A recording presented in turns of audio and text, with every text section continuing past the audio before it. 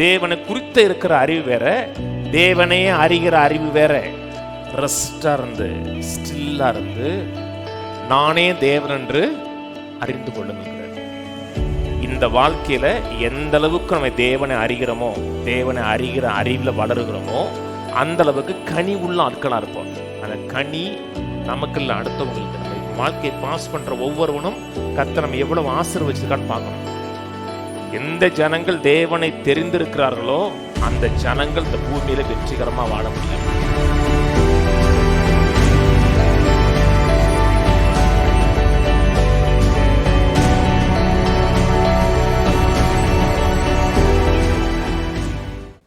ரெண்டு பேதுரு திருப்போம்.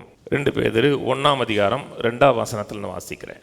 தேவனையும் நம்முடைய கர்த்தராகிய இயேசுவையும் அறிகிற அறிவினால் உங்களுக்கு கிருபையும் சமாதானமும் பெருக கடவது.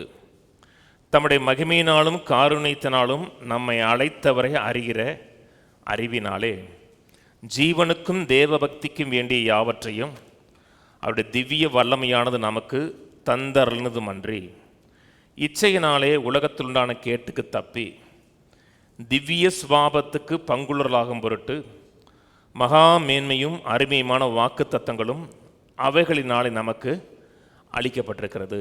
இப்படி இருக்க நீங்கள் அதிக ஜாக்கிரதை உள்ளவர்களாய் உங்கள் விசுவாசத்தோட தைரியத்தையும், தைரியத்தோட ஞானத்தையும், ஞானத்தோட இச்சை அடக்கத்தையும், இச்சை அடக்கத்தோட பொறுமையும், பொறுமையோட தேவபக்தியும், தேவபக்தியோட சகோதர சிநேகத்தையும், சகோதர சிநேகத்தோட அன்பையும் கூட்டி வழங்குங்கள். இவைகள் உங்களுக்கு உண்டாயிருந்து பெருகினால் உங்களை நம்முடைய கர்த்தராகிய இயேசு கிறிஸ்துவை அறிகிற அறிவிலே வீணரும் கனியற்றலுமாய் இருக்க ஒட்டாது. இவைகள் இல்லாதவன் எவனோ அவன் தன் முன் செய்த பாவங்கள் அற தன் கழுவப்பட்டதை மறந்து கண் சொரிய போன குருடனாய் இருக்கிறான். அமர்ந்திருந்து நானே தேவன் என்று அறிந்து கொள்ளுங்கள் பேச விரும்புகிறேன். அப்போ ஏன் அந்த வசனத்தை எடுக்கலை, ஏன் இங்கே எடுத்தீங்கன்னா அந்த வசனத்துக்கு வருவேன். முதல்ல இங்கே அறிவை பற்றி பேசுகிறார். தேவனை அறிகிற அறிவை பற்றி பேசுகிறார். தேவனை எந்த அளவுக்கு அறிகிறோமோ அந்த அளவுக்கு நம்முடைய வாழ்க்கையில் வெற்றிகரமாக நிறைவான ஒரு வாழ்க்கையை வாழ முடியும். ரட்சிக்கப்பட்டிருக்கிறோம். இயேசு கிறிஸ்துவனுடைய ஆண்டவராக இரட்சகராக அறிந்திருக்கிறோம். அதான் நம்முடைய முதல் விசுவாசம். விசுவாசத்தோடே சொல்கிறார் பார்த்தீங்களா, விசுவாசத்தினாலே நீதிமானாக்கப்படுவது. அதான் நம்முடைய வாழ்க்கையில் முதல் காரியம். அதோடு நின்று விடுவது கிடையாது. விசுவாசத்தோட தைரியத்தையும்ங்கிறார். அப்புறம் தைரியத்தோட ஞானத்தைங்கிறாரு. தமிழில் மட்டும்தான் ஞானம்னு போட்டிருக்கு. எல்லா ஆங்கில பைபிளையும் தைரியத்தோட அறிவையும் நாலேஜை கூட்டுங்கன்றிருக்கு. விலைக்கு சொல்கிறார். ஞானத்து தைரியத்தோட அறிவை கூட்டுங்கிறார். இப்படி கூட்டி வளர்ந்தீங்கன்னா தேவனை அறிகிற அறிவில் நம்மை கனியற்றவர்களாக வீணராக இருக்க விடாதுங்கிறார். தேவனை அறிகிற அறிவில் கனி இல்லாதவர்களாக ஒரு எம்டியான ஆட்களாக நம்ம இருக்க ஒட்டாதுன்னு இருக்கு. தேவனுடைய பிள்ளைகளாக இருக்கிறோம், மறுபடியும் பிறந்திருக்கிறோம், நமக்குள்ள தேவ ஆவியான வாசம் பண்ணுகிறார், தேவனுடைய ராஜ்யத்தின் மக்களாக இருக்கிறோம். அவ்வளோதான். நம்மளோட வாழ்க்கையில் இதுக்கு மேலே ஒன்றும் கிடையாதுன்னு கிடையாது. இந்த வாழ்க்கையில் எந்த அளவுக்கு நம்ம தேவனை அறிகிறோமோ, தேவனை அறிகிற அறிவில் வளருகிறோமோ அந்த அளவுக்கு கனி உள்ள ஆட்களாக இருப்போம்.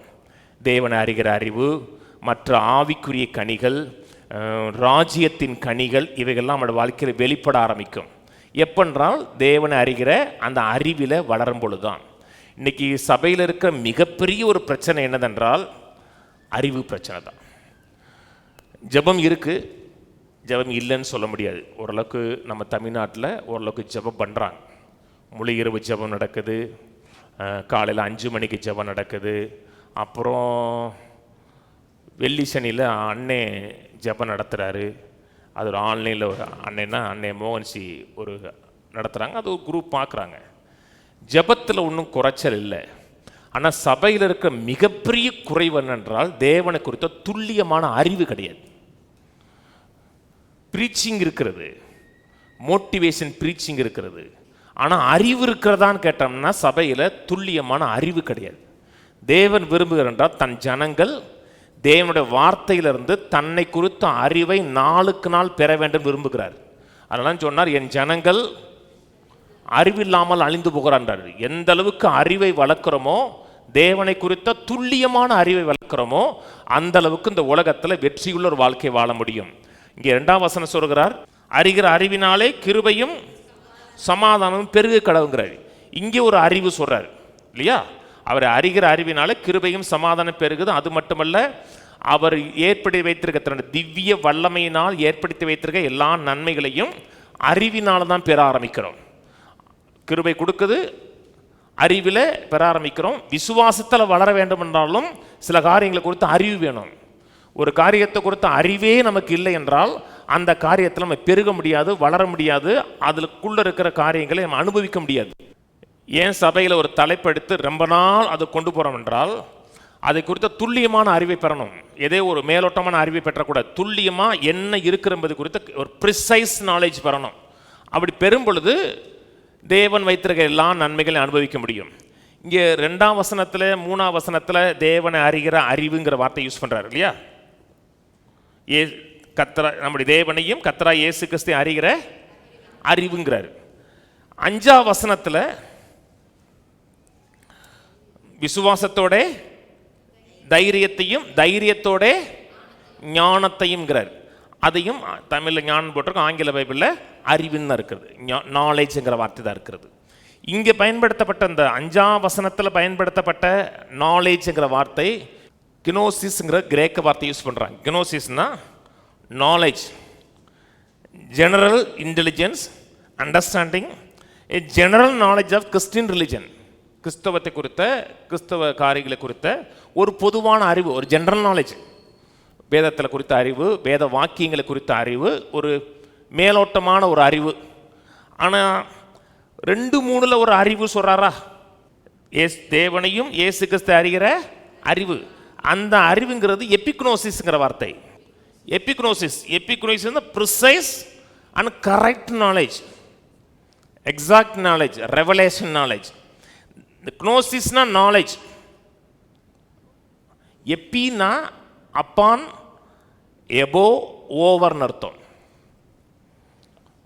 ஒரு அறிவு கேட்டு அறிந்து கொள்கிறோம், படித்து அறிந்து கொள்கிறோம், 4 பேர் சொல்லி அறிந்து கொள்கிறோம். இன்னொரு அறிவு மேலிருந்து வரக்கூடிய, உன்னதத்திலிருந்து வரக்கூடிய ஒரு அறிவு. அது எபிக்னோசிஸ், ரெவலேஷனாக வருகிறது, வெளிப்பாடாக வரக்கூடியது. முதல்ல க்னோசிஸ் வந்தால் தான் எபிக்னோசிஸ் உங்களுக்கு உண்டாகும். ஒரு ரெவலேஷன் உங்களுக்கு உண்டாகணும், தேவனை குறித்த ஒரு அறிவு உண்டாகும் என்றால் தேவனை குறித்த நிறைய காரியங்களை நீங்கள் கேட்டிருக்கணும், அறிந்திருக்கணும். அப்போ இந்த கேட்ட காரியங்களை அப்புறம் நான் சிந்திக்கணும், கர்த்தருடைய பிரசன்னத்தில் கொண்டு வந்து அதை சிந்திக்கும் போது, அது யோசிக்கும் பொழுது என்ன ஆகுதுன்னா அது எனக்கு ரெவலேஷனாக மாறுது. ரெவலேஷனாக மாறினா எனக்கு தனிப்பட்ட ரீதியில் ஒரு அறிவை கொடுக்குது. பிரசங்கியார் சொல்கிறத கேட்குறேன், தேவன் இப்படிப்பட்டவர், தேவன் அப்படி செய்வார், இப்படி செய்வார், ஒரு அறிவு, பொதுவான அறிவு எனக்கு கிடைக்குது. ஒரு காமன் நாலேஜ், ஜென்ரல் நாலேஜ் மாதிரி கிடைக்குது. செழிப்பை குறித்து கிடைக்குது, சுகத்தை குறித்து கிடைக்குது, குடும்பத்தை குறித்து கிடைக்குது. அது மட்டும்தான் இருக்கிறது. அதை தாண்டி நீங்கள் போகலைன்னா அந்த அறிவு உங்கள் வாழ்க்கையில் எந்த நன்மையை ஏற்படுத்தி கொடுக்காது. வேதம் சொல்லுகிறது 1 Corinthians 8 சொல்கிறாரு, அறிவு இருமாப்பை ஏற்படுத்தி கொடுக்குன்னு இருக்கு. அறிவுன்னா பொதுவான அறிவு. சில காரியங்களுக்கு ஒரு வெறும் அறிவு இருக்குது. அறிவு இருக்குன்னா சொல்லுவாங்களே, எனக்கு எல்லாம் வசனம் தெரியும். எங்களுக்கு தெரியாதா நீங்கள் சொல்லிட்டீங்க. ஏன்ட்டே ஒரு அம்மா சொல்லிச்சு.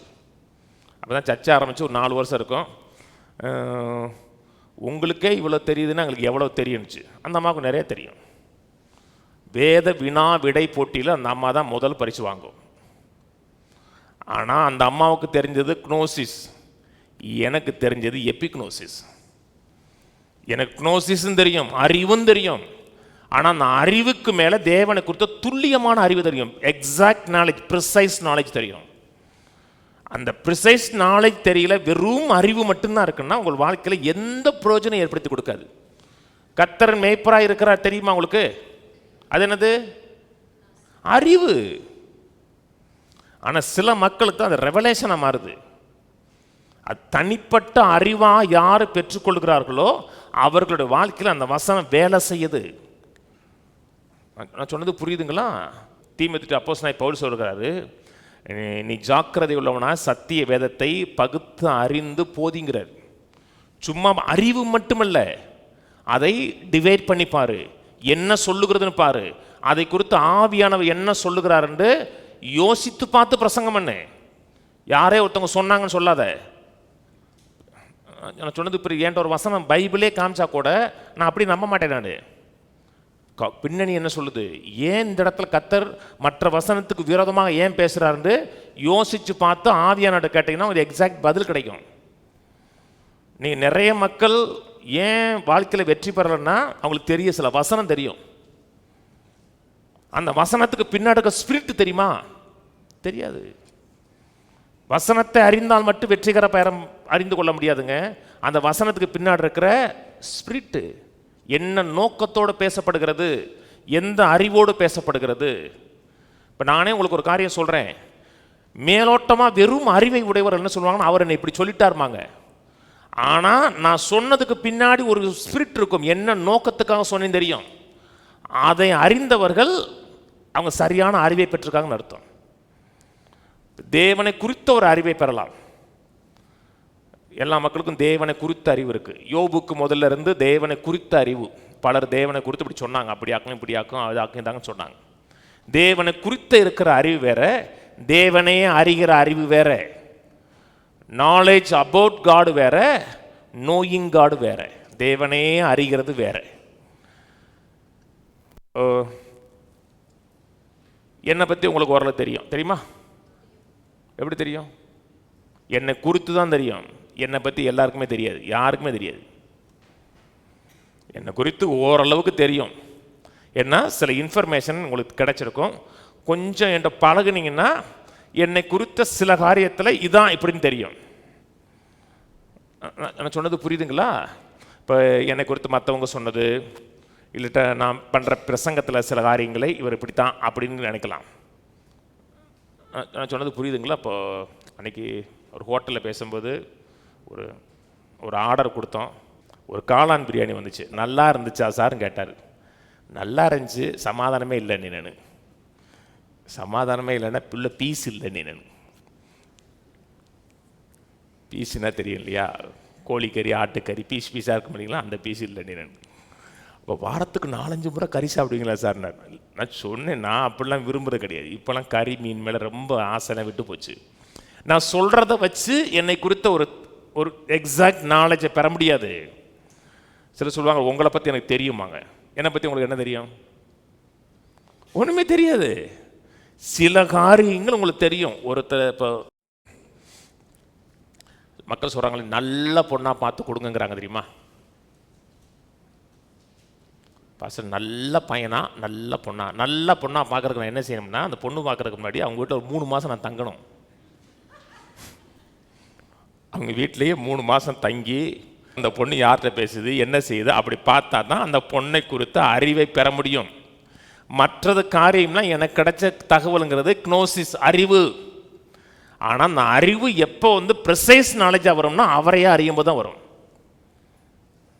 நான் சொன்னது புரியுதுங்களா? இப்போ என் பிள்ளைகள் இருக்காங்க, மனைவி இருக்காங்க. என்னை குறித்து அவங்களுக்கு தெரியாது, என்னையே தெரியும் அவங்களுக்கு. ஒவ்வொரு காரியத்தில் நான் இப்படித்தான் அவங்களுக்கு தெரியும். என்னை குறித்து தெரிகிறது வேற, என்னையே தெரிகிறது வேற. அதே போல் தேவனை குறித்து தெரிகிறது வேற, தேவனையே தெரிகிறது வேற. எந்த ஜனங்கள் தேவனை தெரிந்திருக்கிறார்களோ அந்த ஜனங்கள் இந்த பூமியில் வெற்றிகரமாக வாழ முடியும். நானே தேவன் என்று அறிந்துங்கிறார், பார்த்தீங்களா?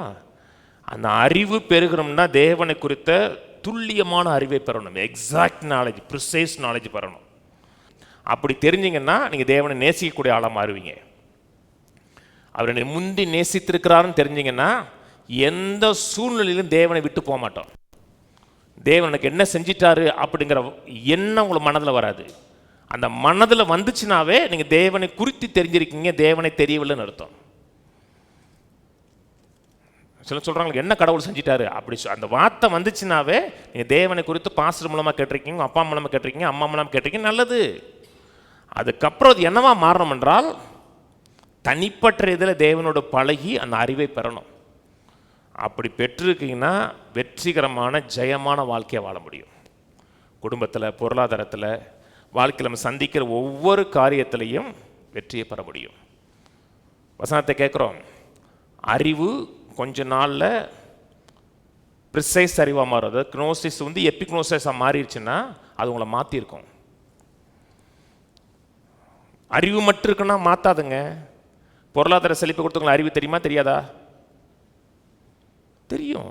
என் தேவன் அவருடைய மகிமையின் ஐஸ்வர்யத்தின்படி என் குறையெல்லாம் சந்திப்பார்னு தெரியுமா? ஆனால் எத்தனை மக்கள் கவலைப்படுறாங்க? கவலைப்பட்டோம்னா அந்த சைடில் இன்னும் அறிவை பெறணும்னு அர்த்தம். தேவனை குறித்த அறிவை பெற்ற மனிதன் விதைப்பதற்கு தயங்க மாட்டாங்க. ஒரு மனிதன் விதைப்பதற்கு தயங்குறான், யோசிக்கிறானாவே பொருளாதாரத்தில் தேவனை குறித்த எக்ஸாக்ட் நாலேஜ் ஒன்று பெறலன்னு அர்த்தம். அந்த துல்லியமான அறிவு பெற்றிருக்க மனிதன் பயப்பட மாட்டான், கலங்க மாட்டான், அவன் மாறுவான். அவன் மாற்றப்பட்டிருக்கிறதை எல்லாரும் காண்பார்கள், அவனும் பார்ப்பான். ஏசாயா திருப்போம், ஏசாயா 33:5. கர்த்தர் உயர்ந்தவர், அவர் உன்னதத்தில் வாசமாய் இருக்கிறார். அவர் சீயோனை நியாயத்தினாலும் நீதியினாலும் நிரப்புகிறார். சீயோனை சொல்லும் பொழுது சபையை, சீயோன் சொல்லும் பொழுது 3 அர்த்தம் குறிக்கும். ஒன்று மவுண்ட் சயன், சீயோன் மலை, இன்னொன்று பரலோகம், இன்னொன்று வந்து தேவ ஜனங்கள். இன்னைக்கு புதிய ஏற்பாட்டில் கிருபையை பெற்ற ஜனங்கள். எல்லா சபையும் கிருபை சர்ச்சு தான். எந்த சர்ச்சும் லா சர்ச்சே கிடையாது. சொல்லுவாங்க இல்லையா, அது லா சர்ச்சுமாங்க. லா சர்ச்சுக்கு ஒன்றுமே கிடையாது. நியாயப்பிரமாணத்தை போதிக்கிற சர்ச்சு எங்கே இருக்குன்னா இஸ்ரேலில் தான் இருக்குது. எல்லா சர்ச்சிலையும் நியாயப்பிரமாணமும் கிருபையும் இணைந்து பேசப்படும். 1ஆம் தேதி பேசுகிற பிரசங்கம் வந்து கிருபை பிரசங்கம். 3ஆம் தேதி பிரசங்கம் பண்ணுறது வந்து நியாயப்பிரமாணத்தின் பிரசங்கம். 1ஆம் தேதி இந்த மாதத்துக்கான வாக்கு தத்துவம் சூப்பராக இருக்கும், ஜம்முன்னு இருக்கும். கர்த்தர் ஆசீர்வதிப்பார், உயர்த்துவார், அற்புதத்தின் மாதம், அதிசயத்தின் மாதம் அப்படி இருக்கும். 3ஆம் தேதி போடுறது தான் பெரிய போடாக இருக்கும். சீயோன் சொன்னால் தேவ சபை, தேவனுடைய ஜனங்கள். சீயோனை நியாயத்தினாலும் நீதியினாலும் நிரப்புகிறார். நியாயத்தினாலும் சொன்னால் ஒரு காரியத்தை குறித்த ஜட்ஜ்மெண்ட்டு, ஒரு காரியத்தை குறித்த நிதானம். பிள்ளைகள் இதை பார்க்கணும், இதை பார்க்கக்கூடாது, பிள்ளைகள் இவங்களோட சேரணும், இது சேரக்கூடாதுங்கிற குறித்த நிதானம். நிதானம் எப்படி வருகிறது? அறிவுனால வருது. ஒரு காரியத்தை நிதானிக்கணும்னா முதல்ல உங்களுக்கு என்ன வேணும்? அறிவு வேணும். நிதானம் இருந்தால் தான் அந்த காரியத்தை சரியாக நம்ம ஜட்ஜ் பண்ண முடியும். கீழே 6, பூர்ண ரட்சிப்பும் ஞானமும் அறிவும் உன் காலங்களுடைய உறுதியாக இருக்கும். கர்த்தருக்கு பயப்படுதலே அதன் பொக்கிஷம். கர்த்தருக்கு பயப்படுதலே அதன் பொக்கிஷம் இருக்கு. நீதிமொழி சொல்லப்படுது கர்த்தருக்கு பயப்படுதலே ஞானத்தின் ஆரம்பம் இருக்கு. இங்கே சொல்றாரு, பூர்ண ரட்சிப்பும் ஞானமும் அறிவும் உன் காலங்களுடைய உறுதியாக இருக்குன்றிருக்கு. காலங்களுடைய உறுதினா உங்கள் வாழ்க்கை ஸ்டெபிலிட்டியான வாழ்க்கையாக இருக்கும். அதாவது ஸ்டேபிளான வாழ்க்கையாக இருக்கும், உறுதியான வாழ்க்கையாக இருக்கும். இன்னைக்கு ரட்சிக்கப்பட்டால் மட்டும் போதாது, ரட்சிப்பினுடைய சகல நன்மைகளையும் பெற்று அனுபவித்து ரட்சிப்பின் பலனை அனுபவிக்கக்கூடிய மக்களாக இருக்கணும். ரட்சிக்கப்பட்டிருக்கேன், நல்லது. ஜெபம் பண்ணுறோம், நல்லது. ஆனால் ரட்சிப்பில் தேவன் நமக்கு வைத்திருக்கிற எல்லா காரியங்களையும் அனுபவிக்க வேண்டும், ரட்சிப்பின் பலனை அனுபவிக்க வேண்டும் என்றால் அறிவு முக்கியம். அதனால தான் நீதிமொழி 4:7 சொல்கிறது, ஞானத்தை சம்பாதி, எண்ணத்தை சம்பாதித்தாலும் புத்திய சம்பாதின்னு இருக்கு. நம்ம சம்பாதிக்க முடியாது, அந்த தமிழில் அந்த வார்த்தை தப்பு. கெட் விஸ்டம் இருக்கும். ஞானத்தை பெற்றுக்கொள், புத்திமதி அண்டர்ஸ்டாண்டிங்கை பெற்றுக்கொள்ங்கிறது. அண்டர்ஸ்டாண்டிங்னா ஒரு காரியத்தை குறித்த அறிவு. அறிவு இருக்கிறது வேறங்க. ஒவ்வொரு இப்போ என் பசங்கள்டே சொல்லுவேன், எள்ளுன்னா எண்ணெயாக இருக்கணும்டான்னு சொல்கிறாங்க இல்லையா? அப்படின்னா என்ன அர்த்தம்? எள்ளுன்னா எண்ணெயாக இருக்கணும் என்ன அர்த்தங்க? சொன்னதை செய்கிறதில்ல, எள்ளை எதுக்கு வாங்கிட்டு வர சொன்னாங்கன்னு சொல்லிட்டு எள்ளை கொண்டு போய் எண்ணெய் சக்கில் ஆட்டிட்டு எண்ணெயை தூக்கிட்டு வர்றது. ஒரு காரியம் சொல்றது மட்டுமல்ல, ஏன் சொல்றாங்க, என்ன நோக்கத்துக்காக சொல்றாங்கன்னு அந்த நோக்கத்தை நிறைவேற்றி வரணும். அண்டர்ஸ்டாண்டிங் வேணும். அண்டர்ஸ்டாண்டிங் வேணும்னா அறிவு இருக்கணும். சொல்கிறாங்களா, எல்லா இருந்தால் புண்ணாக்கா இருக்கக்கூடாதுன்னா எண்ணெய் அங்கே கூட்டிகிட்டு புண்ணாக்க தூக்கிட்டு வந்துடக்கூடாது. ஏன்னா நம்ம மாடு வளர்க்கலை, மாடு வளர்ந்தா பரவாயில்ல. அதுதான் அண்டர்ஸ்டாண்டிங். ஒவ்வொரு காரியத்துக்கு கொடுத்து அண்டர்ஸ்டாண்டிங். நீங்கள் சர்ச்சுக்கு போகிற ஜனங்கள் ரட்சிக்கப்பட்டிருக்காங்க, அவங்க ரட்சிக்கப்பட்டிருக்காங்கன்னு தெரியும். ஆனால் ஸ்டேபிளான ஆட்களா, உறுதியான ஆட்களான்னு கேட்டோம்னா உறுதி கிடையாது. ரட்சிப்பில் இருக்கிற எந்த நன்மைகளையும் அவங்க வாழ்க்கையில் அனுபவிக்கக்கூடிய ஜனங்கள் கிடையாது. வாழ்கிற உலகம் தீமை நிறைந்த உலகங்க, பொல்லாப்பு நிறைந்த உலகம்.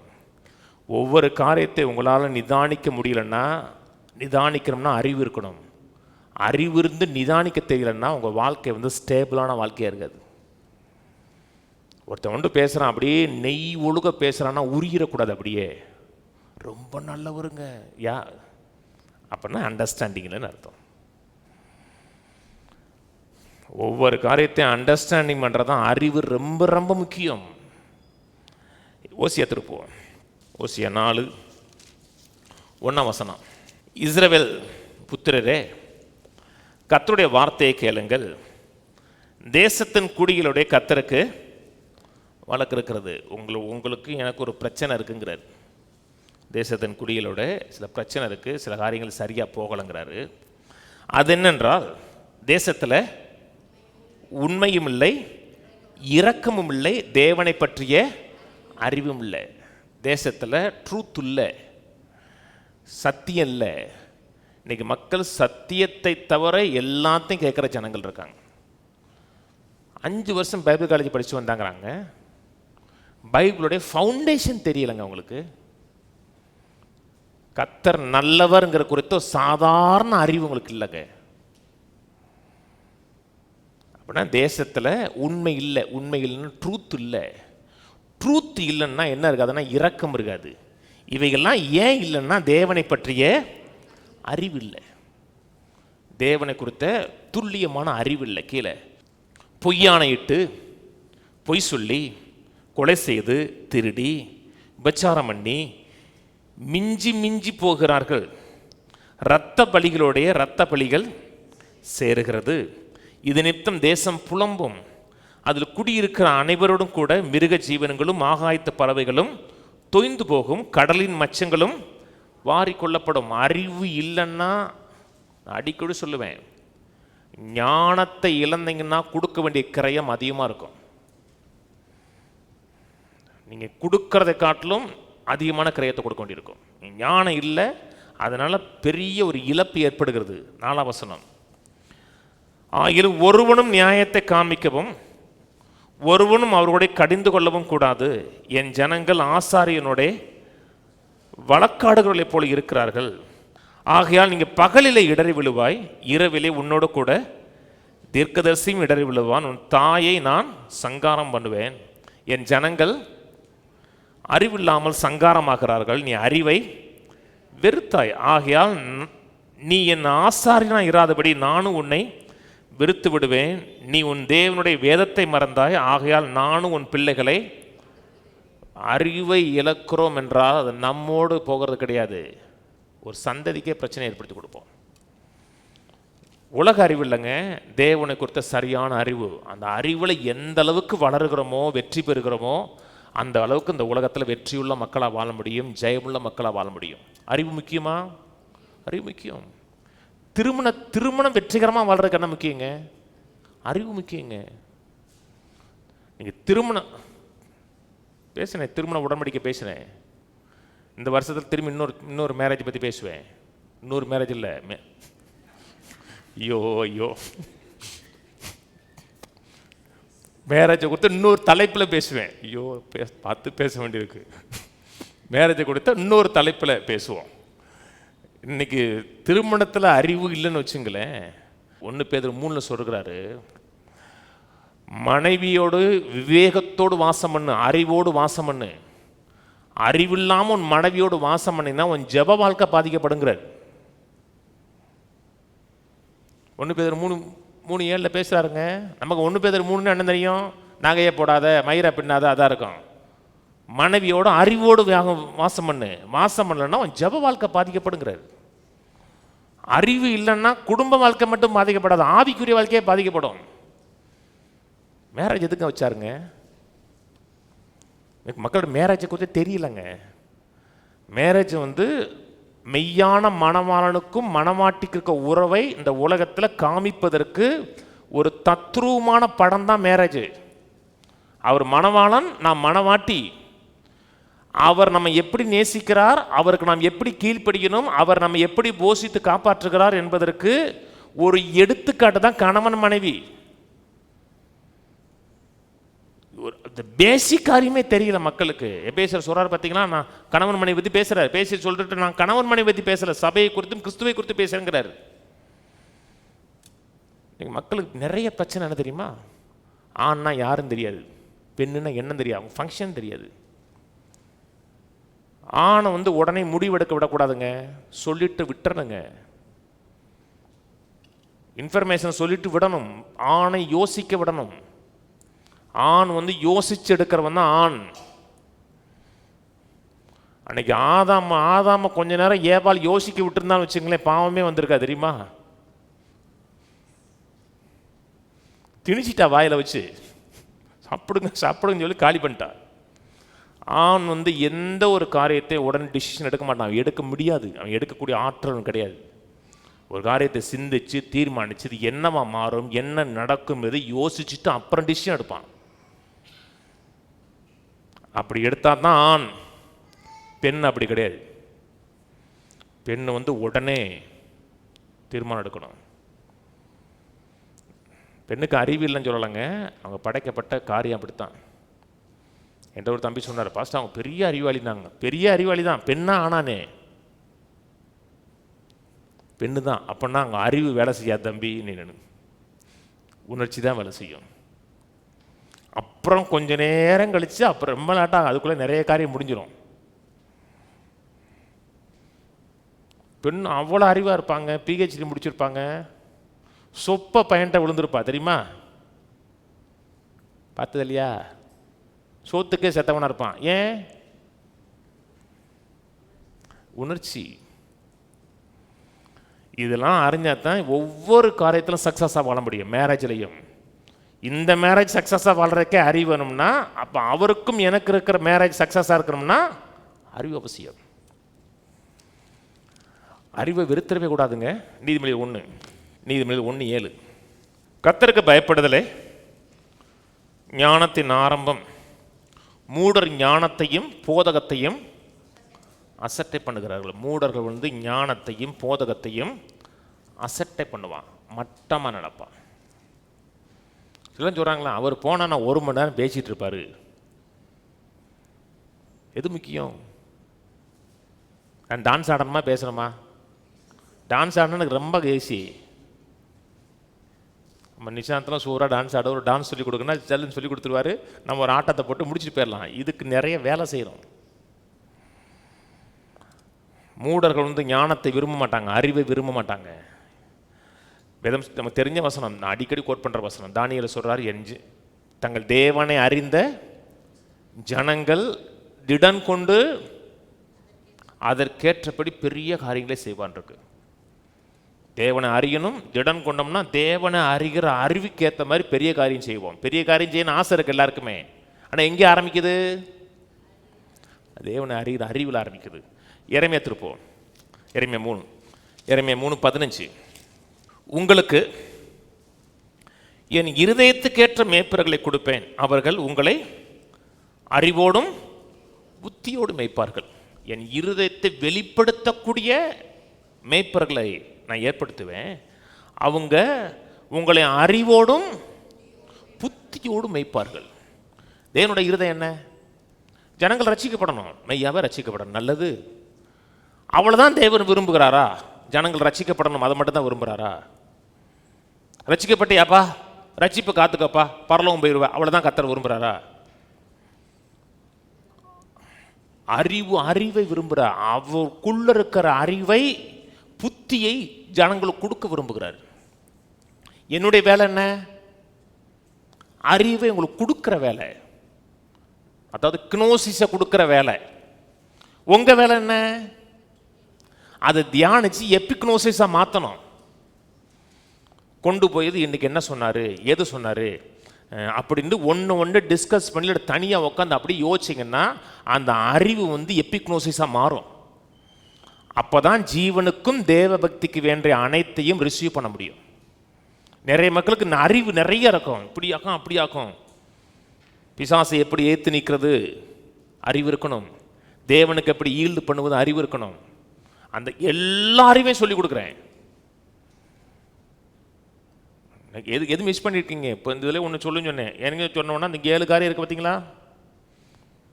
விசுவாசத்தோட தைரியத்தோட அறிவையோடு சொல்கிறார். அது 7 காரியம் சொல்கிறார். விசுவாசத்தோடு சேர்க்க வேண்டிய 7 காரியம் பேசுகிறார். எந்தெந்த காரியம் இன்ஃபர்மேஷன் கொடுக்கணுமோ அத்தனையும் கொடுக்குறேன். அதை பெற்றுக்கொண்டு சிந்திச்சிங்கன்னா இந்த உலகத்தில் வெற்றிகரமாக வாழ முடியும். சங்கீதம் திருப்புவோம்.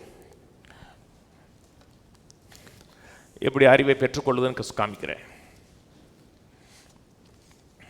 அதாவது அறிவிலிருந்து துல்லியமான அறிவை, க்னோசிஸ்லேருந்து பாருங்கள் கிரேக்கே பேசுகிறீங்க, கிரேக்க மொழியே பேசுகிறீங்க நீங்கள்.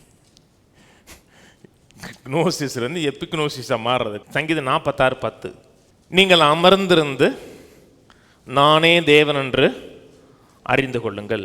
ஜாதிகளுக்குள்ளே உயர்ந்திருப்பேன், பூமியிலே உயர்ந்திருப்பேன். சேனைகளின் கர்த்தர் நம்மோடு இருக்கிறார், யாக்கோபின் தேவன் நமக்கு உயர்ந்த அடைக்கலமானவர். நீங்கள் அமர்ந்திருந்துன்னா ஒரு சேரில் உட்காந்துருக்கிறது மட்டும் இல்லை, ரெஸ்டாக இருந்து ஸ்டில்லாக இருந்து நானே தேவன் என்று அறிந்து கொள்ளுங்கிறார். தேவனை அறிந்து கொள்ள வேண்டும் என்றால் நம்ம செய்யக்கூடிய முதல் காரியம் அமர்ந்திருக்கணும், குவையட்டாக இருக்கணும், ஸ்டில்லாக இருக்கணும். மனது கண்ட காரியங்களை சிந்திக்காமல் எண்ணங்களும் சிந்தைகளும் தேவனை ஃபோக்கஸ் பண்ணக்கூடிய எண்ணங்களாக இருக்கணும். தேவன் மேலே எண்ணங்களை பதிக்கக்கூடிய சிந்தையாக இருக்கணும். வேற எதையும் சிந்திக்காமல் எண்ணங்கள் சிந்தை முழுவதும் தேவன் மேலே மட்டும் பதிஞ்சிருக்கணும். 40 ஆண்டுகள் மோசே தேவனுடைய சமூகத்தில் அமர்ந்திருந்தார். 40 ஆண்டுகள்ங்க கர்த்தருடைய சித்தத்தை அறிந்திருந்தார். கர்த்தர் பேசுகிறதை குறித்த அறிவு அவர் கிடைச்சது. கர்த்தர் பேசும்போது முச்செடியில் எரியும் போது அவர் பக்கத்தில் போக அவருக்கு தெரியுது, அற்புதத்தை தேடி போக தெரியுது. கர்த்தருடைய காரியங்களை அறிந்து பவர்ஃபுல் மேனாக இருந்தார். கர்த்தருடைய சித்தத்தை அறிந்து இந்த பூமிக்கு ஆசீர்வாதமாக இருந்தார். இங்கே இருந்தால் 40 வருஷம் குவைட்டாக இருந்தார். கர்த்தருடைய சமூகத்தில் வனாந்திரத்தில் ஆடு மேய்ச்சாருன்னு இருக்காங்க. ஆடு மேய்க்கிற காரியத்திலையும் கர்த்தரை குறித்த எண்ணம் அந்த மனிதனுக்கு டாமினேட் பண்ணிட்டே இருந்துச்சு. யோவான் ஸ்நானன் வனாந்திரத்தில் இருந்தார். வனாந்திரத்திலிருந்து அமர்ந்திருந்து தேவனை அறிந்து தேவனுடைய நோக்கத்தை அறிந்து கர்த்தருடைய வழியை என்ன என்று ஜனங்களுக்கு காமித்தார். புதிய ஏற்பாட்டில் மிக மிக முக்கியமான அப்போஸ்தலனாகிய பவுல் 3 வருஷம் அரேபியாவில் தனியாக இருந்தார். 3 வருஷம் மாம்சத்தோடும் இரத்தத்தோடும் மாம்சம் என்ன சொல்லுது, ஐம்புலங்கள் என்ன சொல்லுதுன்னு எதையுமே சிந்திக்காமல் 3 வருஷம் கர்த்தருடைய சமூகத்தில் தனித்து அமர்ந்திருந்தார். அந்த அமர்ந்திருந்த காலத்தில் தான் சிலுவை குறித்த ரெவலேஷனை பெறார். அந்த ரெவலேஷனை பெற்றுட்டு அப்படியே எழுதலை, அந்த அறிவு அவருக்கு மேலும் துல்லியமான அறிவாக மாறுது, ப்ரிசைஸ் நாலேஜாக மாறுது. வேதத்தில் புதிய ஏற்பாட்டில் 3/4 அந்த மனுஷன் எழுதுறாரு. அவர் எழுத பார்த்து பேதுரு ஆச்சரியப்படுகிறார், எனக்கு கூட விளங்கலாங்கிறாரு. ஆனால் அது கர்த்தருடைய வார்த்தைங்கிறாரு. ஏன்? அமர்ந்திருந்து தேவன் யாருன்னு கண்டுபிடிச்சார். மீட்பை குறித்து என்ன செஞ்சார், உயிர்த்தெழுதல் என்ன நடந்துச்சு, ஆச்சரியமா இருக்குங்க. உயிர்த்தெழுதல் குறித்துலாம் பேசுறாரு. அவ்வளத்தையும் கர்த்தருடைய பந்தியை குறித்து பேசுறாரு. அவ்வளத்தையும் எப்படின்னா அமர்ந்திருந்து அறிந்து கொண்டார். அவருக்கு கிடைச்ச அறிவு யூகம் கிடையாது, யூகத்தில் எழுதினாரு, இதே கற்பனையில் எழுதினார். துல்லியமான அறிவு. எனக்கு கூட ஆசைங்க, ரொம்ப நாளும் ஆசைங்க, எல்லாரையும் விட்டுட்டு ஒரு மாதம் எங்கேயாச்சும் போயிடணும். எங்கேயாச்சும் விட்டுட்டோம்னா செல்ஃபோனை தூக்கிட்டு போகக்கூடாது. அதை எடுத்துகிட்டு போனோம்னாவே 10,000 பேரை கூட்டு போகிற மாதிரி, கச்ச கச்ச கச்ச கச்சன்னு சத்தம் இருக்க மாதிரி. எல்லாத்தையும் விட்டுட்டு மக்களோட எந்த தொடர்புமே இல்லாமல் காட்டுக்குள்ளே போயிடணும், சிக்னலே இல்லாத ஏரியாவில். ஆனால் முடியுமான்னு கேட்டால் முடியாது. நம்ம ஐசோலேட் பண்ணி வாழ முடியாது. கர்த்தர் உருவாக்கலை. கர்த்தர் நம்ம உப்பாக ஒளியாக வச்சிருக்கிறார். உப்பு எங்கே இருக்கணும்? ருசி தேவைப்படத்தில் இருக்கணும். இருள் இருக்கிற இடத்துல தான் வெளிச்சம் இருக்கணும். ஐசோலேட்டாக இருக்கணும். ஆனால் அந்த உலகத்தினுடைய சத்தம் எண்ணங்கள் உள்ள புகாத அளவுக்கு பார்த்துக்கணும். உலகம் என்ன சொல்லுது, என்ன பேசுது, உலகம் கொடுக்குற தகவல் உள்ள வந்து அப்படி அட்டாக் பண்ணாமல் விட்டுருந்தோம்னா சக்ஸஸாக வாழ முடியும், அமர்ந்திருக்க முடியும். உலகத்துடைய சிந்தைகள், உலகத்துடைய பேச்சுகள், உலகம் சொல்கிற காரியங்கள் எதுவுமே மனதுக்குள்ளே விடாமல் பத்திரமா பார்த்துக்கிட்டிங்கன்னா, அமர்ந்து இருந்தீங்கன்னா தேவனை அறிந்து கொள்ள முடியும். நமக்கு மிகப்பெரிய பிரச்சனை என்னங்க? ஒரு விழுந்து போன சரீரம் நமக்குள்ள இருக்குங்க. ஆவி மட்டும்தான் மீட்கப்பட்டிருக்கிறது, விழுந்து போன சரீரம் இருக்கு. இது நிறைய தகவல்கள் நமக்கு சொல்லுது. இதை குறித்து என்ன, அதை குறித்து என்ன, இதை என்ன யோசிக்க போற, அதை என்ன யோசிக்க போறேன்னு அது அந்த தகவல் வந்து மனதில் வந்து உள்ள வந்த உடனே நம்ம குவைட்னஸ் போயிடும், நம்முடைய அமர்ந்து இருக்கிற தன்மை போயிடும். அமர்ந்திருந்த தன்மை போனதுக்கு அப்புறம் நம்ம தேவனை அறிய மாட்டோம். பிரச்சனையை நல்லா அறிந்திருப்போம். வாழ்க்கையில் சவால்களை குறித்த நிறைய தகவல் நமக்கு தெரியும். கர்த்தர் நம்மளோட பேச விரும்புகிறாருங்க, நம்மளோட ஐக்கியப்பட விரும்புகிறார். தெரியுமா, சில மக்கள் கர்த்தர் பேசுகிறான்னு சொன்னோம்னா வினோதமாக இருக்குது. அது எப்படி கர்த்தர் உங்கள்கிட்ட பேசினாரா, எப்படி பேசினாரு? கர்த்தர் நம்மகிட்ட 24 மணி நேரம் பேச விரும்புகிறாரு. பேச விரும்புகிறார் இல்லைங்க, பேசிட்டு தாங்க இருக்கிறாரு. நமக்கு சத்தம் கேட்கல. ஏன் கேட்கல? மற்ற சத்தம், உலகத்துடைய நாய்ஸ் வந்து ஹெவியாக கேட்குது நமக்கு. கல்யாண வீட்டில் சில பேசுவாங்க தெரியுமா, ஒரு சைடு மிருதங்க அடிக்கும். இப்போ தான் செண்டை மேளத்தின் வீட்டு வந்துடுறாங்க கேரளாவிலேருந்து, அதுவும் அடிக்கும். அத்தனைக்கு நடுவில் சிலர் பேசுவாங்க தெரியுமா, எப்படி தான் பேசுகிறாங்கன்னு தெரியல, துல்லியமாக கேட்குது. ஏன்? அமர்ந்து இருக்கிறாங்க, அந்த சத்தம்லாம் காதில் கேட்காத அளவுக்கு பேசுகிறாங்க. பேச முடியுங்க. எல்லா சத்தமும் அடங்கிருச்சுன்னு வச்சுங்களேன், உள்ள ஆண்டவர் பேசுகிறவங்க தெளிவாக கேட்கணும், துல்லியமாக கேட்கணும். ஏசாயா 40 திருப்புவோம். ஏசாயா 40:31 தெரிஞ்ச வசனம் எல்லாம். கர்த்தருக்கு காத்திருக்கிறவர்களோ புதுபலன் அடைந்து கழுகுகளைப் போல செட்டைகள் அடித்து எழும்புவார்கள். அவர்கள் ஓடினாலும் இலைப்படையார்கள், நடந்தாலும் சோர்ந்துவார். கர்த்தருக்கு காத்திருக்கிறதும் அமர்ந்திருந்து தேவனை அறிந்து கொள்வது ஒரே ஒரு காரியம். கர்த்தருக்கு காத்திருக்கிறதுனா அவர் எந்த காரியத்தை குறித்து சிந்திக்காமல், கர்த்தர் என்ன சொன்னார், இன்னைக்கு என்ன வசனம் கேட்டோம், எதை அறிந்து கொண்டோங்கிறத கர்த்தருடைய சமூகத்தில் காத்திருக்கிற ஜனங்கள் புது பலன் அடைவார்கள். சோர்ந்து போக மாட்டாங்க, பவர்ஃபுல்லாக ஆட்களாக மாறுவாங்க. பிரசங்கத்தை அப்படியே ரோட்டில் கீழே போட்டுட்டு எந்த பிரச்சனையோடு வந்தோமோ அதே பிரச்சனையோடு போக்குறவர்கள் நாளுக்குள்ள டிப்ரெஷன் ஆகிட்டே இருப்பாங்க. 2 நாளாக 20 படித்து பாருங்கள், வீட்டில் படித்து பாருங்கள். யோசேப்பாத்துங்கிற ஒரு சின்ன ராஜாவுக்கு எதிராக ராஜாக்கள் எழும்பி வரான். யோசேப்பாத்து என்ன பண்ணார்? அமர்ந்திருந்தார். கர்த்தருடைய சமூகத்தில் அமர்ந்திருந்த, ஆண்டவரே எனக்கு என்ன செய்யணும்னு தெரியல, ஆனால் எங்களுடைய கண்கள் உம்மை நோக்கி இருக்கிறது, உம்மை மட்டும் ஃபோக்கஸ் பண்ணுறோம். அப்போ கர்த்தர் பேசினாரா? கர்த்தர் பேசினார். 1000 பிரச்சனைகள், போராட்டங்கள், சின்ன தேசம், ராஜாக்கள் எழும்பி நிற்கும் போது பதறலை. பதறாம கண்களை தேவன் மேல நோக்கி பார்க்கிறார். கர்த்தர் எக்ஸாக்ட் நாலேஜ் கொடுக்கிறார். வேதம் சொல்லுகிறதை விசுவாசத்தை வைக்கிறவரும் முடிக்கிறமாக இயேசுவை நோக்கினா ஃபோக்கஸ் பண்றது, அமர்ந்து இருக்கிறது, வேற எந்த சிந்தையும் விடாமல் கர்த்தரை மட்டும் பார்க்கிறது. புதுசாக வந்திருக்கீங்க, இப்போதான் ரசிக்கப்பட்ட ஒருத்தர் வர்றாரு, அவர்கிட்ட நீங்கள் அமர்ந்துருக்குன்னா தெரியாது, கர்த்தருக்கு காத்திருக்கீங்கன்னா தெரியாது, நோக்கி பாருங்கன்னா தெரியாது. ஆனால் இவைகளை அறிந்து கொள்ளணும். நமக்கு உணர்வு இருக்குங்க, ஃபீலிங்ஸ் வந்து நிறைய நம்ம பேசும், பலதரப்பட்ட எண்ணங்கள் வந்து அப்படியே நம்ம அப்படியே அட்டாக் பண்ண ஆரம்பிக்கும். நடந்த சம்பவங்கள், வாழ்க்கையில் வர நம்ம பிரச்சனைகள், போராட்டங்கள், சவால்கள், இது வந்து நம்ம அப்படியே தாக்க ஆரம்பிக்கும். கர்த்தருக்காக வாழ நினைக்கிறோம், கர்த்தருடைய சித்தத்தை அறிய நினைக்கும் போதே பலதரப்பட்ட எண்ணங்கள் அப்படியே தலைவிரிச்சு ஆடும். அதை பற்றி என்ன, இதை பற்றி என்ன, பிள்ளையை குறித்து என்ன, பொருளாதாரத்துக்கு பற்றி என்ன, அதை பற்றி என்ன நினைக்க போகிற, இதை பற்றி நினைக்க போகிற, இந்த கடனை பற்றி நினைக்க போகிற, ரிப்போர்ட்டை பற்றி என்ன நினைக்க போகிற, அப்படி அப்படி எண்ணங்கள் அப்படி சூழ ஆரம்பிக்கும். ஆரம்பிக்கலை? ஜெபம் பண்ண ஆரம்பிங்க, போதும், அது வரும். நீங்கள் ஜெபம் பண்ண ஆரம்பித்து ஒரு பதிலை தேடுங்க, அப்படி எண்ணங்கள் அப்படி சூழ ஆரம்பிக்கும். அதனால தான் சொல்லுங்க, தேவனை அறிகிற அறிவுக்கு விரதமாகிற எல்லா எண்ணங்களையும் சிறைப்பிடிங்கன்னு இருக்கு. வாழ்க்கையில் நடந்த சம்பவங்கள், நாம் சந்திக்கிற சம்பவங்கள், நாம் பட்ட காயங்கள், அவை அனைத்தும் மனதில் அப்படி தாக்க ஆரம்பிக்கும். தாக்க ஆரம்பிக்கலன்னு சொல்லுங்க. எனக்கு தாக்க ஆரம்பிக்கல, நீங்கள் மெண்டலாக இருக்கீங்கன்னு அர்த்தம். புத்தி போயிடுச்சு. மெண்டல் எல்லாத்துக்கும் சிரிப்பான் தெரியுமா? என்ன வேலை செய்யலை, ஏன் மெண்டல் ஆனா? ரொம்ப வேலை செஞ்சிருச்சுன்னு அர்த்தம். வாழ்க்கையின் பிரச்சனைகளை, போராட்டங்களை ரொம்ப யோசிச்சு மெண்டலாகிறது.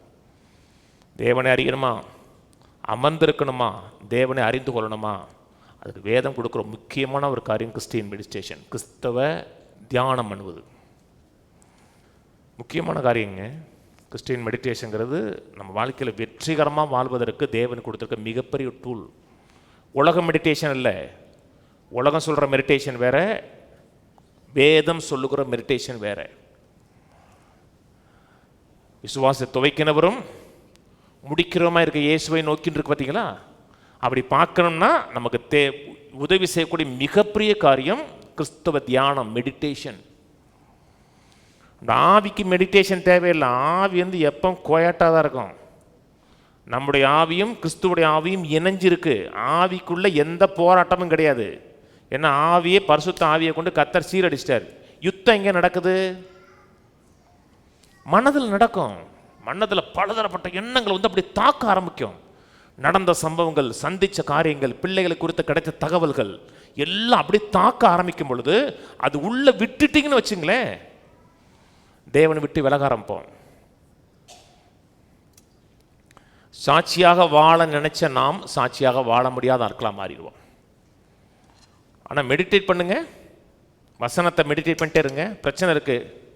டாக்டர் ஒன்று சொன்னார், சர்ச்சில் ஒரு வசனம் கேட்ட அன்னைக்கு, அந்த வசனத்தை இரவும் பகலும் சிந்திங்க.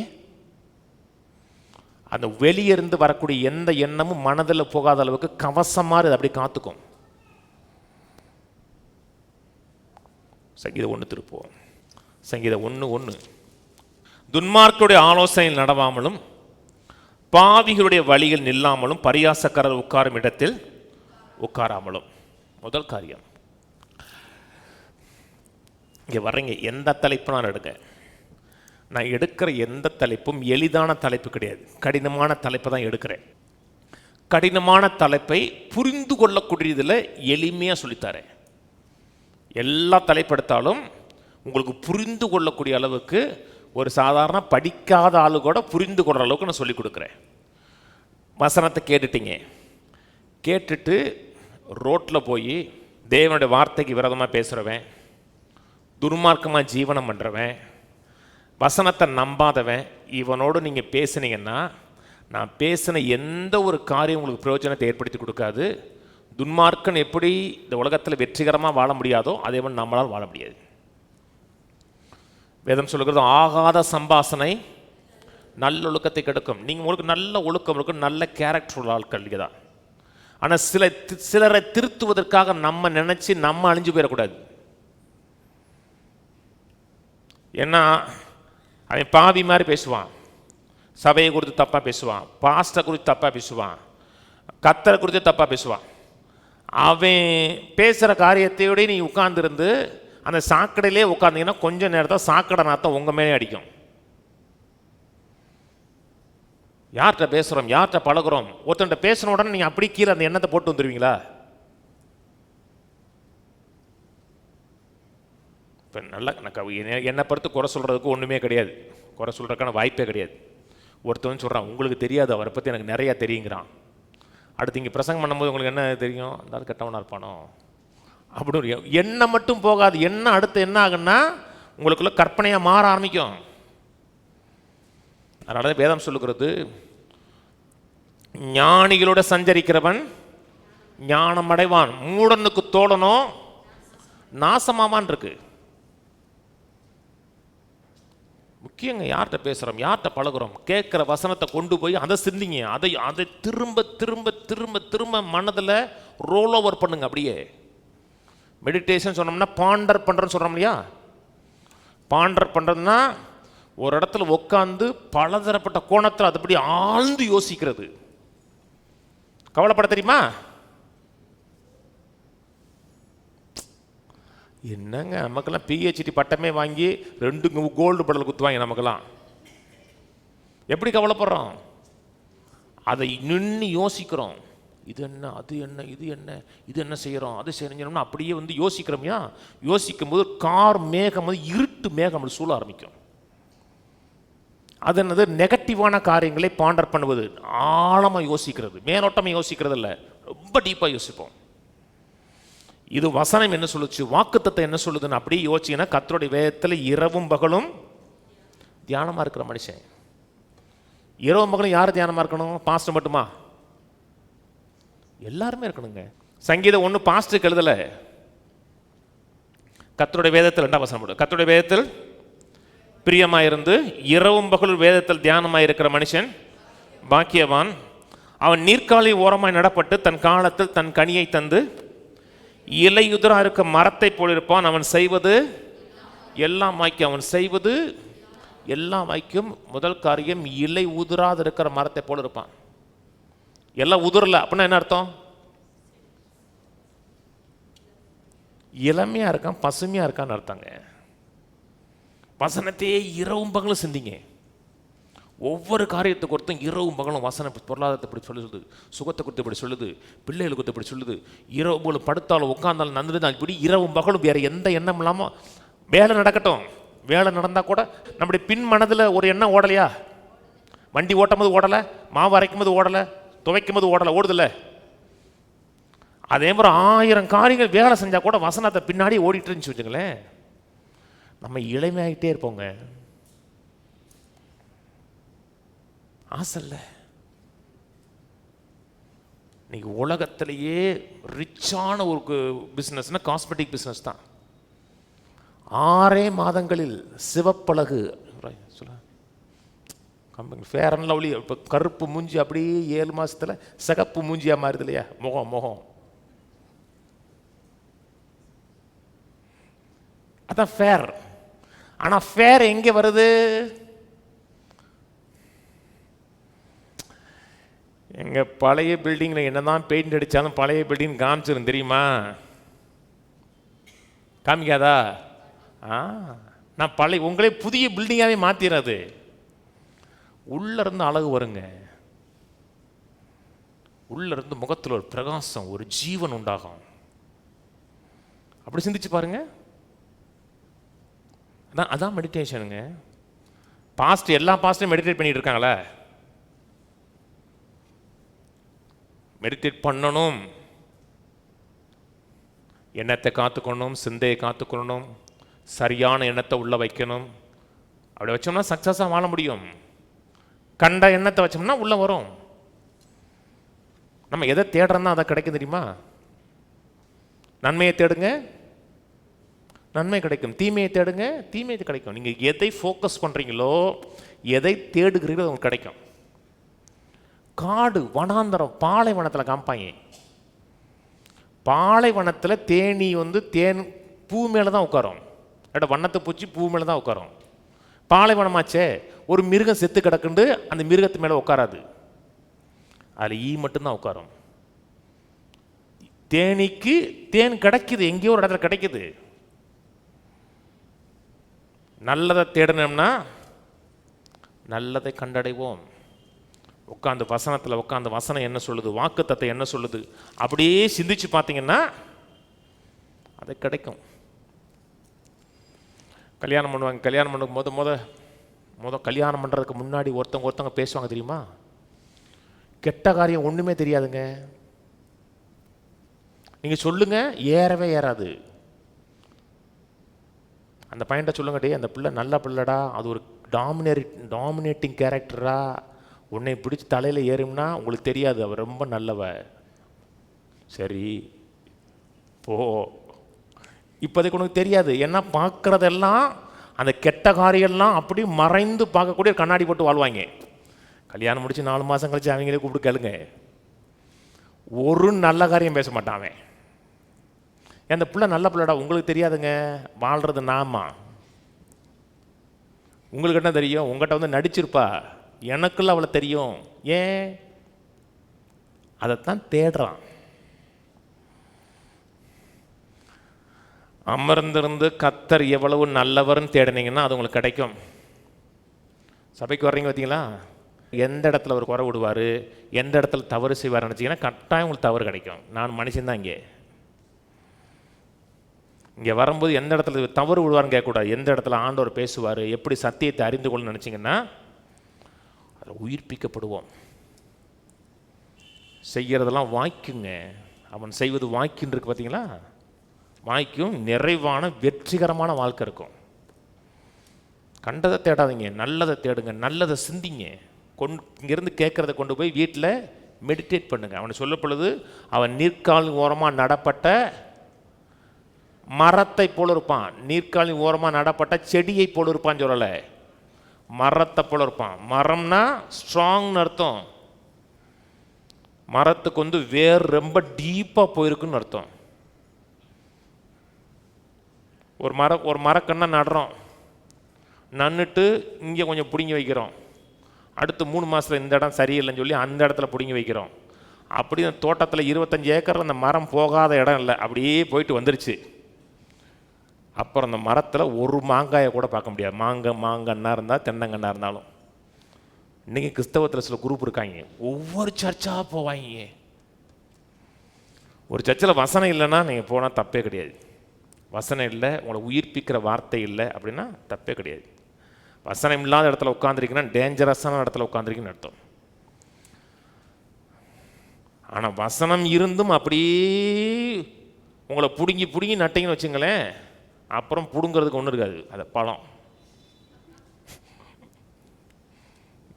நல்ல கனிகள் ஒன்றும் இருக்காது. நாட்டப்படணும். அந்த வேறு டீப்பாக போகுது. எங்கே போகுது?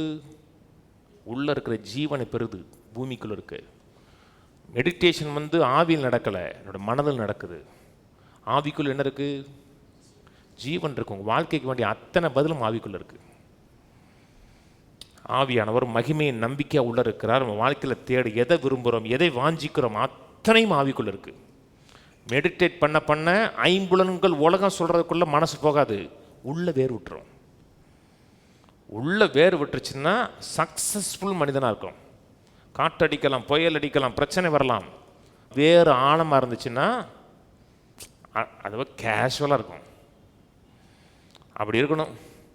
அப்படி இருக்கணும்னா கேட்கணும், அப்புறம் கேட்குறத சிந்திக்கணும். கனி இருக்கும். அந்த கனி நமக்கு இல்லை, அடுத்தவங்களுக்கு. நம்ம இப்போ வாழ்க்கையை பாஸ் பண்ணுற ஒவ்வொருவனும் கர்த்தர் நம்ம எவ்வளோ ஆசீர்வச்சிருக்கான்னு பார்க்கணும். எப்படி இருந்தாங்க, எப்படி மாறி இருக்காங்கன்னா அதுதான் கனி. அவன் செய்வது எல்லாம் வாய்க்கும். லாயராக இருக்கீங்களா, வசனத்தை கேட்கணும், வசனத்தை தியானிக்கணும். மெக்கானிக்காக இருக்கீங்களா, வசனத்தை கேட்கணும், வசனத்தை தியானிக்கணும். பவர்ஃபுல் மெக்கானிக்காக இருப்பீங்க, பவர்ஃபுல் லாயராக இருப்பீங்க. இந்த கிராமத்தில் வளர்ந்துருப்பீங்களா ஓரளவுக்கு. கிராமத்தில் அந்த கோழி முட்டை வைப்பாங்க தெரியுமா, அடகாவுக்கு வைப்பாங்க. எல்லாரும் வைக்க விட மாட்டாங்க, சிலர் வச்சா தான் பொறிக்குன்னு சொல்லுவாங்க தெரியுமா. எங்கள் அம்மா என்னை தான் வைக்க சொல்லுவோம். நம்ம வச்சோம்னா பொறிக்கும். அப்படின்னா அவன் செய்யறது வாக்கின்னு அர்த்தம். சில வச்சாங்கன்னா நல்லா பொறிச்சிடும், அது உள்ளேயே பொறிச்சிடும். அதுக்குள்ளே நீங்கள் என்ன செய்யாலும் தொட்டோம்னா தொடங்கணுங்க. அது எங்கே ஆரம்பிக்குது? எண்ணத்தில், சிந்தையில் ஆரம்பிக்குது. யோசுவாட்ட சொல்கிறார் பார்த்தீங்களா, அதை வாசிப்போம். யோசுவா 1. உலகம் சொல்கிற மெடிடேஷன் வேறங்க.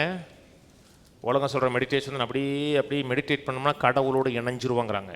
நம்ம கடவுளோடு ஏற்கனவே இணைஞ்சு தான் இருக்கோம். மனது தான் ஆவியோடு இணையணும். இன்னொன்று மெடிடேஷன் என்ன சொன்னால், உலகம் மெடிடேஷனில் நம்முடைய மனதை எம்டி பண்ணிடுவோங்கிறாங்க. அப்படியே டீப்பாக யோசிக்க என்ன ஆகும்னா மனது எம்டி ஆயிரும். மனது எம்டி ஆகுனா பிசாசு உலகத்தில் குப்பையெல்லாம் போட்டுருவான். மனது ஒரு செகண்ட் கூட எம்டியாக இருக்காதுங்க. 1 செகண்ட் எம்டி ஆக்க முடியாது. மனது 24 மணி நேரம் எதே ஒரு காரியத்தை யோசிச்சே இருக்கும். நான் சொன்னது புரியுதுங்களா? கணவன் தனி யோசிப்பார், என்ன யோசிப்பார்னு சொல்ல மாட்டார், அவர் யோசிப்பார். மனிதன் வந்து யோசிக்கிறவன், எண்ணங்கள் வந்துகிட்டே இருக்கும். ஆழமான காரியங்களை யோசிக்கணும், டீப்பாக யோசிக்கணும். என்ன யோசிக்கிறோங்கிறத யோசிக்கணும். அதான் பாண்டர் பண்ணுறது. எதை யோசிக்கிறோங்கிறதை யோசிச்சு முடிஞ்சதுக்கப்புறம் என்ன யோசனை நமக்கு தெரியணும். என்ன யோசனை நமக்கே தெரியல. வண்டி ஓட்டும் போது இங்கேருந்து ஆரம்பிக்கும் போது ஒன்று யோசனை வந்துச்சு, முக்கில் போகும்போது யோசனை மறந்துருச்சுன்னா அது மெடிடேஷன் கிடையாது. என்ன யோசிச்சுங்கிறது நமக்கே தெரியணும். இன்னொன்று மெடிடேஷன்னா இமேஜ் பண்ணி பார்ப்பது. அந்த வீட்டுக்குள்ளே நீங்கள் போகிறது மாதிரி, வீடை பால் காய்ச்சறது மாதிரி அப்படி பார்க்குறது, காரில் போகிறது மாதிரி, பிள்ளை இல்லைன்னா பிள்ளை ஆட்டுறது மாதிரி, தாள் ஆட்டுறது மாதிரி அப்படி பார்க்குறதாக இமேஜின் பண்ணி பார்ப்பது. அதான் மெடிடேஷன். மெடிடேஷன்னா அப்படியே மனதில் பிக்சரைஸ் பண்ணி அதை ஓட்டுறது. அப்படியே கவலைன்னா என்னங்க? கவலையில் பிக்சர் பண்ணுறமா, சும்மா என்ன வருதா? கவலைப்படும் போது மனதில் படங்கள் வருதா, வெறும் எண்ணங்கள் மட்டும் வருதாங்க? படம் தாங்க வரும். அப்படியே நம்மளையே நெகட்டிவாக பார்ப்போம். அப்படியே எல்லாமே முடிஞ்சு போனது மாதிரி, தோல்வி அடைஞ்சது மாதிரி, ரோட்டுக்கு வர்றது மாதிரி, பிள்ளை இல்லாத மாதிரி அப்படிலாம் பார்ப்போம். மெடிடேஷன் இன்னொரு காரியம், பேசுவது. மெதுவாக முணு மட்டர் பண்ணுவது, மெதுவாக பேசுவது. செல்ஃப் டாக்னு சொல்கிறாங்க தெரியுமா? நீங்கள் செல்ஃப் டாக் பேசுகிறேன்னா செல்ஃப் உங்கள்கிட்ட பேச ஆரம்பிச்சிடும், சுயம் பேசிடும். 24 மணி நேரமும் நினைக்கும் போதெல்லாம் இது ஒரு காரியத்தை மனதில் பேசுவது. யோசுவா 1 இதோட முடிப்போம். யோசுவா 1:5 உயிரோடு இருக்கும் நாளெல்லாம் ஒருவன் உனக்கு முன்பாக எதிர்த்து நிற்பதில்லை. நான் மோசையோடு இருந்தது போல உன்னோடும் இருப்பேன். நான் உன்னை விட்டு விலகுவதும் இல்லை, உன்னை கைவிடுவதும் இல்லை. பலங்கூட திடமனதாகிற ஜனத்தின் பிதாக்களுக்கு நான் கொடுப்பேன் என்று ஆணையிட்ட தேசத்தை நீ இவர்களுக்கு பங்கிடுவாய். முதல்ல விஷன் கொடுக்குறாரு, என்ன செய்வே? உனக்கு உன்னால் ஒருத்தனை ஏற்று நிற்க மாட்டான். உன்னை கொண்டு போய் காணாத ஸ்டேப்பை, மோசை விட்ட ஊழியத்தை நீ நிறைவேற்றுவங்கிறது முதல்ல வந்து வேர்டு கொடுக்குறாரு. அதான் க்னோசிஸ், அறிவு. அந்த அறிவை என்ன செய்யணும்? இரவும் பகலும் தியானிக்கணும். அப்பதான் சொன்ன, இந்த நியாயப்பிரமாண புத்தகம் வாயை விட்டு பிரியாத இருப்பதாக இதில் எழுதியிருக்கிறபடி எல்லாம் இரவும் பகலும். மோசே சொன்னது மட்டும் இல்லை, இப்போ உனக்கு என்ன சொன்னேன் அது இரவும் பகலும் சிந்திச்சேன்னா உன் வழியை வாய்க்க பண்ணுவாய், புத்திமான நன்று. கர்த்தர் நம்மை சிந்திப்பதற்கு நம்மளுக்கு டூல் கொடுக்குறாருங்க, அறிவை கொடுக்குறாரு. அறிவு உன்னதத்திலிருந்து வரக்கூடிய அறிவாக மாறணும், மேலேருந்து வரக்கூடிய அறிவாக மாறணும். கடைசி வசனம் 1 தீமோத்தேயு 4:14. மூப்பராக சங்கத்தார் உன்மேல் கைகளை வைத்த பொழுது தீர்க்க தரிசனத்தினால் உனக்கு அளிக்கப்பட்ட வரத்தை பற்றி அசதியராதே. நீ தேறுகிறது யாவருக்கும் விளங்கும்படி இவைகளே சிந்தித்து கொண்டு இவைகளில் என்ன உன்மேல் சொன்னாங்களோ, என்ன வரத்தை பேசினாங்களோ, என்ன வாக்கு தத்தங்களை கொடுத்தாங்களோ அதே சிந்தித்து அதே நிலைத்திரு. உங்களுக்கு வசனம் வந்துச்சுல்ல, வாக்கு தத்தம் வந்துச்சுல்ல, படிச்சிங்கல்ல, அதே சிந்திங்க. அதே சிந்திச்சிங்கன்னா அந்த அறிவு வந்து உன்னதத்திலிருந்து வரக்கூடிய அறிவாக மாறிடும். ரெவலேஷனாக மாறிடுச்சுன்னா அது உங்களை விட்டு எடுக்க முடியாது, ஆழமாக பதிஞ்சிரும். 1000 பிரச்சனைகள் வந்தாலும் பிரச்சனை வந்து எழும்பி வெளியே வந்துடலாம், புயல் அடிக்கலாம், காற்றடிக்கலாம், ஆனால் நாம் தோற்று போக மாட்டோம். அதுக்கு முதல் காரியம் அமர்ந்திருக்கணும், அமர்ந்திருந்து கேட்கணும், அப்புறம் அமர்ந்திருந்து அதை மெடிடேட் பண்ணணும், சிந்திக்கணும், தியானிக்கணும், யோசிக்கணும், ஆழமாக சிந்திக்கணும். எப்படி பிரச்சனையை ஆழமாக சிந்திக்கிறோமோ அதே போல் பதிலை ஆழமாக சிந்தித்தோம்னா கனி இல்லாத மக்களாக இருக்காது, கனி உள்ள மக்களாக இருப்போம். அந்த கனி அநேகருக்கு ஆசீர்வாதம் அமையும். கர்த்தர் உங்களை ஆசீர்வதிப்பார். எழுந்திருப்போம், கர்த்தருக்கு நன்றி செலுத்துவோம். பிதாவே உம்மை துதிக்கிறோம், உம்மை ஸ்தோத்திரிக்கிறோம். இயேசு நாமத்தில் நம்முடைய சமூகத்தில் வருகிறோம். நீர் எங்கள் வாழ்க்கையில் செய்திருக்கிற, பாராட்டிருக்கிற எல்லா விதமான கிருபைகளுக்காக, எல்லா விதமான தயவுகளுக்காக நன்றி. எங்களை நேசிக்கிற தேவன், எங்களை நேசிக்கிறதற்காக, உங்களுடைய நேச கரத்தினால் எங்களை மூடி மறைத்து பாதுகாக்கிறதுக்காக நன்றி. கேட்ட ஒவ்வொரு மக்களையும் ஆசீர்வதிக்கிறேன். எண்ணங்கள் ஆசீர்வதிக்கப்படட்டும், சிந்தைகள் ஆசீர்வதிக்கப்படட்டும். மனதில் வரக்கூடிய எல்லா எண்ணங்களையும் தேவனை அறிகிற அறிவுக்கு விரோதமாக, வாக்குத்தத்தங்களுக்கு, வசனத்துக்கு விரோதமாக இந்த எல்லா எண்ணங்களையும் சிறைப்பிடித்து கர்த்தருடைய எண்ணத்தை சிந்திக்கவும் யோசிக்கவும் அமர்ந்திருந்து வசனத்தை ஆழமாக சிந்திக்கக்கூடிய மக்களாய் மாற்றுகிறதுக்காக நன்றி. உடைய கரம் ஒவ்வொரு மேலே இருக்கட்டும், தயவு இருக்கட்டும். உடைய முகத்தின் வெளிச்சம், உடைய வல்லமை விளங்கட்டும். உள்ள இருக்கிற தெய்வீகமான வல்லமை, ஆவிக்குரிய பெலன் எல்லாம் எங்கள் வாழ்க்கையில் வெளிப்படட்டும். ஸ்டேபிள் இல்லாத மக்களாக இல்லாமல் ஒரு ஸ்டேபிளான நிலையான மக்களாக மாற்றுவீராக. அறிவிலே வளர பலப்பட உதவி செய்யுங்க. பிற்போக்கான காரியங்களை சிந்திக்காமல் வாக்கு தத்தங்களை சிந்தித்து தியானித்து கனி கொடுக்க உதவி செய்யும். ஆவியானுடைய உதவியும் ஒத்தாசைகளுக்கு எப்பொழுதும் இருப்பதாக இயேசு கிறிஸ்துவின் நாமத்தில் பிதாவே, ஆமென்.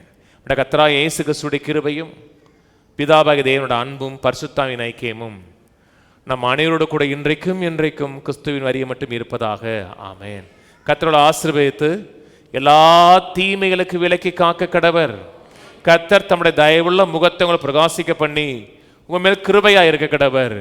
கர்த்தர் தம்முடைய முகத்தை உங்களை பிரசன்னமாக்கி எல்லையெங்கும் சமாதானம் கட்டளையிட கடவர்.